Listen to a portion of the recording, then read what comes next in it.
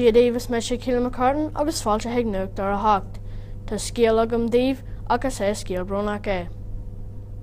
For 8 míle daoine bás in Nepal inné, tá na áiteanna masa sa Tsín I Bangladesh agus in Nepal, rinne damáiste allmhór in Nepal.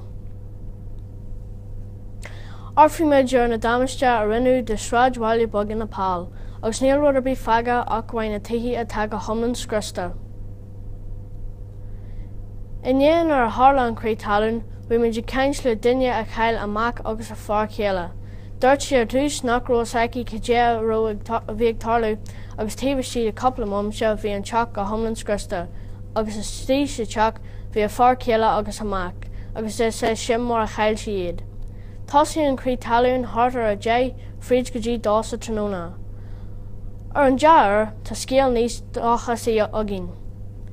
Inné Díri leis na hebretí slán dala teacht ar Bobby threisdí a bheith brablach ar feabhíos a dá ar. Gach lá ó tharla an cré talún mór, bhí an críochna talún boga an. Cethar lá hen bhí 3 cré talún an in áiteanna thar timpeall Nepal. Thuig le codú leis na daoine in Nepal, thuig le dul go www.actionaid.org agus airgad a bhronnú a bheith go mór ina codú acu.